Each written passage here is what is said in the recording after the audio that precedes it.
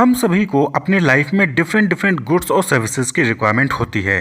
तो कुछ ऐसे गुड्स होते हैं, सर्विसेज होते हैं जिसके बगैर हमारी लाइफ एग्जिस्ट ही नहीं करेगी, जिसको हम नीड की कैटेगरी में रखते हैं, लाइक क्लोथिंग, फूड, शेल्टर। ये ऐसी चीज़ें हैं जिसके बगैर हम जी ही नहीं सकते, हमारी लाइफ एग्जिस्ट ही नहीं करेगी, तो ये हमें चाहिए होती हैं लाइफ को जीने के लिए। वहीं पे इसके अलावा भी बहुत सारे गुड्स और सर्विसेज ऐसे होते हैं जिसके बगैर हम जी तो सकते हैं, लेकिन फिर भी अपनी लाइफ को ईजी बनाने के लिए, कंफर्ट के लिए जो है हमको वो गुड्स और सर्विसेज की रिक्वायरमेंट पड़ती है। लाइक कार, एक जगह से दूसरी जगह जाना है तो आप पैदल भी जा सकते हो, लेकिन आप को कार चाहिए। मोबाइल फ़ोन हो गया, हॉलीडेज़ हो गए, नए कपड़े हो गए, इंटरटेनमेंट के लिए टेलीविज़न हो गया, मूवी हॉल हो गए, इंटरटेनमेंट के लिए आप जो है कुछ और फुटबॉल मैच या क्रिकेट मैच आप देखने चले जा रहे हो। तो यानी कि डिफरेंट डिफरेंट टाइप की रिक्वायरमेंट्स होती हैं लाइफ को ईजी बनाने के लिए, लाइफ को एंजॉय करने के लिए। तो वो चीज़ किस में आ जाती है? वांट्स की कैटेगरी में आती है। तो नीड एंड वांट्स ये आपने पढ़ा होगा। तो नीड यानी कि बेसिक रिक्वायरमेंट जो हमें चाहिए ही चाहिए, और वांट्स जो हमारी एक्सपेक्टेशंस होती हैं कि हम अपने लाइफ को आसान बनाने के लिए हमें और नई नई चीज़ें चाहिए, डेवलपमेंट चाहिए। अब मोबाइल फ़ोन है तो आपको कॉल करने के लिए सिंपल सा मोबाइल फ़ोन भी हो सकता है, लेकिन हमारे अंदर ये वांट्स होता है कि नहीं, हमें मल्टीमीडिया फ़ोन चाहिए, हमें आईफोन चाहिए। तो ये वांट्स हो गया, क्लियर। तो अब ये सभी रिसोर्सेज जो गुड्स और सर्विसेज हैं, ये सब कैसे डेवलप होती हैं? इन सबको डेवलप करने के लिए हमें रिसोर्सेज की रिक्वायरमेंट पड़ती है, लाइक लैंड, लेबर, कैपिटल। इन सब का यूज़ करके ही हम ये गुड्स और सर्विसेज जो है वो क्या करते हैं? प्रोवाइड करते हैं।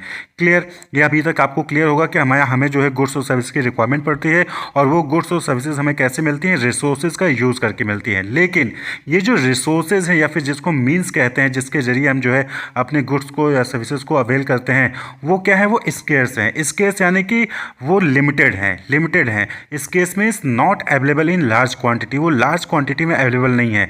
और साथ ही साथ ये जो रिसोर्सेज हैं, इनका हम अल्टरनेटिव यूज़ भी कर सकते हैं। यानी कि ज़रूरी नहीं है कि जैसे लैंड हो गया, तो लैंड को आप जो है अनाज उगाने के लिए भी यूज कर सकते हो। उस लैंड पे आप जो है कोई स्कूल, कॉलेज, बिल्डिंग या पार्क बना सकते हो। तो अल्टरनेटिव यूज कर सकते हो रिसोर्सेज का, क्लियर।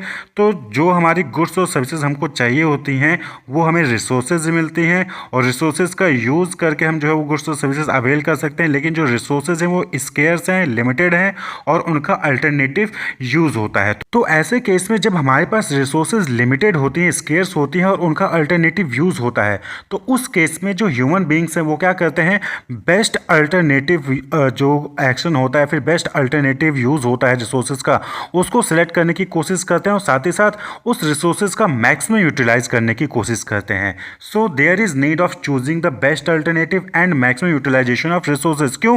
क्योंकि रिसोर्सेज लिमिटेड हैं, रिसोर्सेज स्केर्स हैं, और उनका अल्टरनेटिव यूज़ है। तो आपको जो है अल्टरनेटिव यूज़ में से बेस्ट अल्टरनेटिव यूज़ जो है करना है, और साथ ही साथ मैक्सिमम यूटिलाइज करना है रिसोर्सेज का। सपोज कि आप कंज्यूमर हैं, या फिर इंडिविजुअल, या फिर हाउस होल्ड हैं, तो आपके पास एक जो है इनकम आती होगी, लिमिटेड इनकम आती होगी। तो उस इनकम को आपको कितना कंज्यूम करना है और कैसे कंज्यूम करना है, ये आपको डिसाइड करना होता है। इसी तरीके से आप एक प्रोड्यूसर हैं, आपका कोई फर्म है, या फिर फार्म चलाते हैं, या फिर आपकी कोई फैक्ट्री है, शॉपकीपर हैं आप, या फिर बैंक है आपका, या फिर आप ट्रांसपोर्टर हैं। तो आपको ये डिसाइड करना होता है कि आपको क्या प्रोड्यूस करना है, what to produce, how much to produce, कितना प्रोड्यूस करना है, एंड हाउ टू प्रोड्यूस, कैसे प्रोड्यूस करना है, जिससे कि आप जो है बेस्ट अल्टरनेटिव रिसोर्सेज का यूज़ कर सकें और मैक्सिमम यूटिलाइज कर सकें। इसी तरीके से अगर आप एक लेबर हैं, तो आपको ये चूज़ करना पड़ता है कि आपको अल्टरनेटिव ऑक्यूपेशन, भाई आप लेबर हैं तो बहुत सारे ऑक्यूपेशन हैं, तो कौन सा ऑक्यूपेशन चूज़ करें जिससे कि, या फिर कौन सा प्लेस चूज़ करें जिससे कि आप ज़्यादा से ज़्यादा अर्निंग कर सकें, ज़्यादा से ज़्यादा आप जो है अपना यूटिलाइजेशन कर सकें। तो ये एज अ लेबर आपको यहाँ पर डिसाइड करना होता है। इसी तरीके से गवर्नमेंट है, तो गवर्नमेंट को चूज़ करना पड़ता है कि किस तरीके से टैक्स लिया जाए, किससे टैक्स लिया जाए, कितना टैक्स लिया जाए, ठीक है, और कितना उसमें से खर्च किया जाए, जिससे कि सोशल वेलफेयर हो सके और सोशल कॉस्ट जो है वो कम हो, और मैक्सिमाइज किया जा सके सोशल वेलफेयर को। तो इस तरीके से यानी कि क्या है कि हर फील्ड में, हर एरिया में जो है वहाँ पे चॉइस होता है, और बेस्ट अल्टरनेटिव यूज़ जो है वहाँ पे आपको चूज़ करना पड़ता है बीइंग अ ह्यूमन बीइंग। तो being a consumer, being a producer, being a labour, या फिर गवर्नमेंट के रूप में आप किस तरीके से अपने लिमिटेड रिसोर्सेज को यूज़ करते हो, कंज्यूम करते हो, उनका यूज़ करते हो कुछ प्रोड्यूस करने के लिए, जिससे कि आपकी जो एंडलेस वांट्स हैं वो सेटिस्फाई हो सके, और साथ ही साथ आपका जो है मैक्सिमाइज गेन हो, यानी कि आपका गेन भी जो है वो मैक्सिमाइज हो, ज़्यादा से ज़्यादा आपको प्रॉफिट हो। तो उसकी स्टडी को ही क्या कहते हैं? इकोनॉमिक्स कहते हैं। तो thus economics is fundamentally the study of how people allocate their limited resource resources to produce and consume goods and services to satisfy their endless want with the objective of maximizing their gains। तो किस तरीके से जो people हैं वो अपने limited resources को allocate करते हैं कोई भी चीज़ प्रोड्यूस करने के लिए और उसको कंज्यूम करने के लिए वो गुड्स और सर्विसेज को, जिससे कि उनकी जो वांट्स है वो भी सेटिस्फाई हो और साथ ही साथ उनका गेन जो है वो यानी कि जो उनका मुनाफा है, फ़ायदा है, वो भी मैक्सिमाइज हो। तो इसके स्टडी को ही क्या कहा गया? इकोनॉमिक्स कहा गया। इसीलिए इसको क्या कहते हैं? इकोनॉमिक्स को सोशल साइंस कहते हैं, यानी कि किस तरीके से जो सोसाइटी में लोग हैं वो बिहेव करते हैं, कैसे वो जो है प्रोडक्शन कर रहे हैं, कंज्यूमन कर रहे हैं, कैसे वो डिसीजन मेकिंग कर रहे हैं, चॉइस जो अल्टरनेटिव चॉइसेस हैं उसको जो है सेलेक्ट करते हैं, कैसे किस तरीके से वो अपने गेन को मैक्सिमाइज करते हैं, उसकी स्टडी को ही कहा गया इकोनॉमिक्स कहा गया। तो economics as a social science studies how people make their choices. तो वर्ड है इकोनॉमिक्स से, इकोनॉमिक वर्ड जो है डिराइव किया गया है ग्रीक वर्ड ओकियोनोमिया से। ओकियो का मतलब होता है हाउस होल्ड और नोमोस का मतलब होता है मैनेजमेंट, यानी कि किस तरीके से आप अपने हाउस होल्ड को मैनेज करते हो, वही चीज़ इकोनॉमिक्स कहलाती है। यानी कि आप किस तरीके से रिसोर्सेज का यूज करके प्रोडक्शन कर रहे हो, उसको कंज्यूम कर रहे हो और अपने प्रॉफिट को, अपने गेन को मैक्सिमाइज कर रहे हो। तो एरिस्टोटल जो कि ग्रीक फिलोसफर हैं, उन्होंने इकोनॉमिक्स को कहा कि economics is a science of house hold management. तो इकोनॉमिक्स क्या है? हाउस होल्ड मैनेजमेंट है, यानी कि किस तरीके से आप food, shelter, clothing, education, treatment, यानी जो भी आपकी वांट्स हैं उसको फुलफिल करने के लिए आप जो है रिसोर्सेज को किस तरीके से यूज़ करते हो, कैसे गेन को मैक्सिमाइज करते हो। तो that is house hold management. Clear? तो इकोनॉमिक्स के अलग अलग डेफिनेशंस दिए गए हैं। तो wealth oriented definition of economics की बात करें तो इन 1776 एडम स्मिथ इन्होंने एक बुक लिखी, बुक पब्लिश की, an inquiry into the nature of and cause of wealth of nation. तो जिसमें उन्होंने इकोनॉमिक्स को डिफाइन किया कि economics is a science of wealth, यानी कि यहाँ पे हम वेल्थ की स्टडी करते हैं। इकोनॉमिक्स क्या है? जहाँ पर हम वेल्थ की स्टडी करते हैं कि किसी ह्यूमन बीइंग के पास, किसी कंट्री के पास कितना वेल्थ है। तो यहाँ पे वेल्थ कहने का मतलब ये नहीं है कि जो है गोल्ड और सिल्वर, यहाँ पे वेल्थ कहने का मतलब कि सभी टाइप ऑफ गुड्स, यानी कि बिल्डिंग कितनी है आपके कंट्री में, फर्नीचर कितना है आपके ऑफिस में, शिप्स कितने हैं आपके कंट्री में, मशीन्स कितने हैं, गोल्ड, सिल्वर, इन सबको इंक्लूड करके आपके पास कितना वेल्थ है, उसकी स्टडी को, उस वेल्थ को आप कैसे प्रोड्यूस करते हो, कैसे कंज्यूम करते हो, उसकी स्टडी को कहा गया साइंस ऑफ वेल्थ कहा गया अकॉर्डिंग टू एडम स्मिथ। इसी तरीके से दूसरा जो डेफिनेशन है that is material welfare oriented definition of economics है।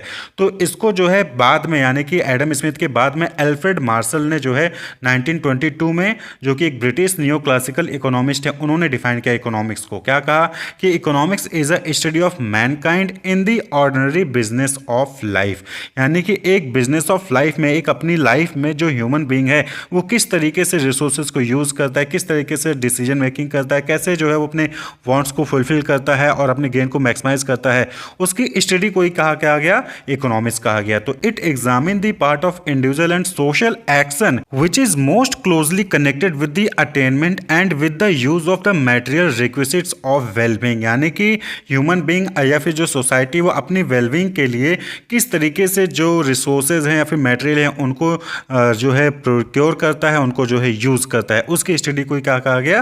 That is economics. Clear? According to Alfred Marshall. वहीं पे जो नेक्स्ट डेफिनेशन है वो स्केर्सिटी के बेस पे। तो scarcity oriented definition of economics जो है वो लियोनेल रॉबिन्स ने 1932 में दी। उन्होंने क्या कहा कि economics is the science which studies human behaviour as a relationship between ends and scarce means which have alternative use, यानी कि जो इकोनॉमिक है वो एक ऐसा साइंस है जो कि ये स्टडी करता है कि किस तरीके से जो ह्यूमन बीइंग है वो जो लिमिटेड रिसोर्सेज होते हैं, फिर स्केर्स रिसोर्सेज होते हैं जिसके अल्टरनेटिव यूजेस होते हैं, उसको किस तरीके से यूज करता है अपने गोल को, अपने वांट्स को अचीव करने के लिए, अपने नीड को फुलफिल करने के लिए, उसकी स्टडी को ही कहा गया इकोनॉमिक्स कहा गया। क्लियर? इसी तरीके से नेक्स्ट डेफिनेशन है वो ग्रोथ ओरिएंटेड है। तो growth oriented definition of economics की बात करें तो इस डेफिनेशन को पॉल ए सैमुएल्सन ने दिया। According to Paul A Samuelson, economics is the study of how man and society choose with or without use of money to employ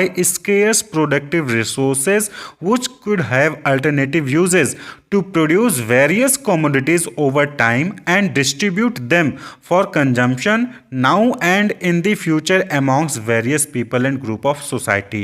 तो यहाँ पे डिफिनेशन को समझिएगा, यहाँ पे जो अभी तक आपने समझा उसी को स्टेप बाय स्टेप कहा गया था। यहाँ पे क्या कहा गया कि ग्रोथ ओरिएंटेड डेफिनेशन के अकॉर्डिंग, पॉल ए सैमुएल्सन के अकॉर्डिंग जो इकोनॉमिक्स है वो ये स्टडी करता है कि किस तरीके से किसी सोसाइटी में या फिर जो ह्यूमन बींग्स हैं वो अपने स्केर्स प्रोडक्टिव रिसोर्सेज का यूज़ करते हैं गुड्स या फिर जो सर्विसेज हैं उसको प्रोड्यूस करने के लिए, कमोडिटीज़ को प्रोड्यूस करने के लिए ओवर टाइम, और उसको किस तरीके से वो डिस्ट्रीब्यूट करते हैं among the different members of the society, जिससे कि वो आज और आने वाले फ्यूचर में उस प्रोडक्ट्स को, उस गुड्स और सर्विसेज को कंज्यूम कर सकें, यूज़ कर सकें। तो उसकी स्टडी को ही क्या कहा गया, इकोनॉमिक्स कहा गया। यानी कि यहाँ पे ओवरऑल क्या कहा जा रहा है कि जो स्केर्स रिसोर्सेज हैं, जो लिमिटेड रिसोर्सेज हैं, जिसके अल्टरनेटिव यूजेज हैं, उसको किस तरीके से चूज़ करना है और किस तरीके से उसको जो है यूज़ करके प्रोडक्ट या फिर कमोडिटीज़ डेवलप करना है, जिससे हम आज जो हमारी नीड है उसको फुलफिल कर सकें, साथ ही साथ जो फ्यूचर में हमारी नीड होगी या फ्यूचर में जो लोग होंगे उनकी नीड भी फुलफिल हो जाए। उसकी स्टडी को ही क्या कहा गया, इकोनॉमिक्स कहा गया, according to the Paul A सैमुएल्सन। ये क्या है, ग्रोथ ओरिएंटेड है, यानी कि आज की जो नीड है हमारी वो भी फुलफिल हो, साथ ही साथ फ्यूचर की भी नीड हमारी फुलफिल हो, फ्यूचर में जो लोग होंगे उनकी नीड भी फुलफिल हो, इसलिए इसको growth oriented definition of economics कहा गया। पॉल ए सैमुएल्सन ने यह भी कहा कि economics analyse the cost and the benefit of improving pattern of resource use, यानी कि जो हम रिसोर्स को यूज़ करने का जो पैटर्न है उसको इम्प्रूव करने में जो भी कॉस्ट आ रहा है, जो भी उससे बेनिफिट आ रहा है, उसको एनालाइज करना भी इकोनॉमिक्स कहलाता है। तो ये जो है इकोनॉमिक्स का मीनिंग है, कॉन्सेप्ट है, डेफिनेशन है। तो इकोनॉमिक्स अगर हम ओवरऑल बात करें तो किस तरीके से जो ह्यूमन बीइंग है वो रिसोर्सेज का, जो स्केयर रिसोर्सेज उसका यूज़ करके अपनी नीड एंड वांट्स को फुलफिल करता है, जिससे कि मैक्सिमाइज कर सके अपने गेन को, रिसोर्सेज को सही तरीके से वाइजली यूज़ भी कर सके। इसी की स्टडी को ही क्या कहलाते हैं, इकोनॉमिक्स कहलाता है। Wish you all the best. Keep watching.